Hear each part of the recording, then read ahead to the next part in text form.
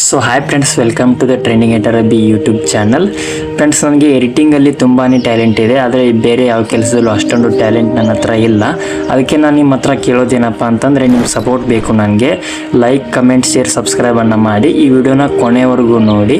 ಹಾಗೆ ನಿಮಗೆ ಯಾವ ಥರದ್ದು ವಿಡಿಯೋ ಎಡಿಟಿಂಗ್ ಬೇಕಾಗಿದೆ ನನಗೆ ವಾಟ್ಸಪ್ ಗ್ರೂಪಲ್ಲಿ ಕಾಂಟ್ಯಾಕ್ಟ್ ಮಾಡಿ, ನಾನು ನಿಮಗೆ ಎಡಿಟ್ ಮಾಡಿಕೊಡ್ತೀನಿ, ದುಡ್ಡು ತೊಗೊಂಡು ಮಾಡಿಕೊಡ್ತೀನಿ. ಹಾಗೆ ಈ ವಿಡಿಯೋ ಲಾಸ್ಟಲ್ಲಿ ಈ ಒಂದು ಎಡಿಟ್ನ ಫುಲ್ ಪ್ರೊಜೆಕ್ಟ್ ಸ್ಕ್ಯಾನರ್ ಇರುತ್ತೆ. ಸ್ಕ್ಯಾನರ್ನ ಗೂಗಲಲ್ಲಿ ಸ್ಕ್ಯಾನ್ ಮಾಡ್ಕೊಂಡು ವಿಡಿಯೋ ಮಾಡ್ಕೊಳ್ಳಿ. ಈಗ ಫ್ರೀ ವ್ಯೂವನ್ನು ನೋಡಿ.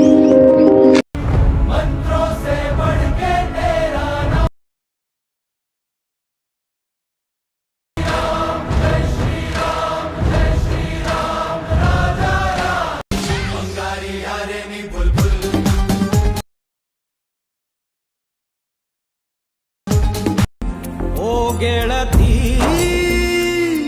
ನಿನಗಾಗೆ ಇತ್ತು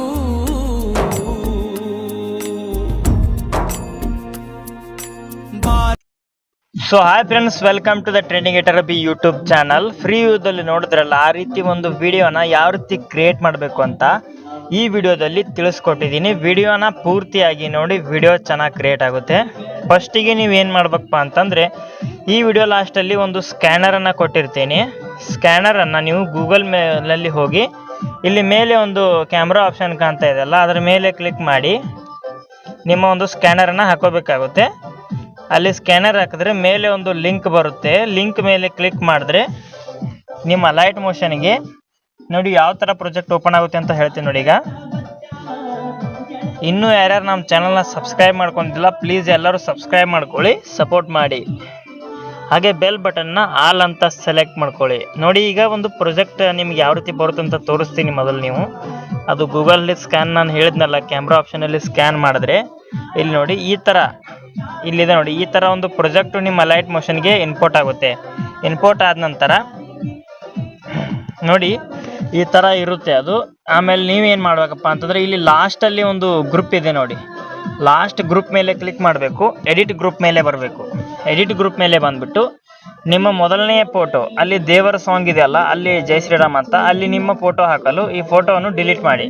ಡಿಲೀಟ್ ಮಾಡಿಬಿಟ್ಟು ಪ್ಲಸ್ ಐಕನ್ ಮೇಲೆ ಕ್ಲಿಕ್ ಮಾಡಿ, ಮೀಡಿಯಾ ಮೇಲೆ ಕ್ಲಿಕ್ ಮಾಡಿ ನಿಮ್ಮ ಒಂದು ಫೋಟೋನ ಹಾಕೊಬೇಕು. ಯಾವ ರೀತಿ ಅಂತ ಅಂದರೆ, ಇಲ್ಲಿ ನೋಡಿ ನಿಮ್ಮ ಒಂದು ಫೋಟೋ ಎಲ್ಲಿದೆ ನೋಡಿ, ನಿಮ್ಮ ಫೋಟೋನ ಸೆಲೆಕ್ಟ್ ಮಾಡ್ಕೊಂಡ್ಬಿಟ್ಟು ಈ ರೀತಿ ನಿಮ್ಮ ಫೋಟೋನ, ನೀವು ಯಾವ ಫೋಟೋನ ಅಲ್ಲಿ ದೇವ್ರ ಸಾಂಗ್ ಇರುವಂಥ ಜಾಗದಲ್ಲಿ ಆ್ಯಡ್ ಮಾಡಬೇಕು ಅಂತಿದ್ದೀರಾ, ಆ ಫೋಟೋವನ್ನು ಇಲ್ಲಿ ಆ್ಯಡ್ ಮಾಡಬೇಕಾಗುತ್ತೆ. ಇಲ್ಲಿ ನೋಡಿ, ನಾನು ಇದು ಫೋಟೋ ಅಲ್ಲ, ಇದು ಬೇಡ, ನಾನು ಹೇಳ್ತೀನಿ ನೋಡಿ, ಈ ಫೋಟೋನ ಆ್ಯಡ್ ಮಾಡ್ತೀನಿ. ಈಗ ಎಲ್ಲಕ್ಕೂ ಇದೇ ಫೋಟೋ ಹಾಕಿ ತೋರಿಸ್ತೀನಿ, ನೀವು ಬೇರೆ ಬೇರೆ ಹಾಕೊಳ್ಳಿ.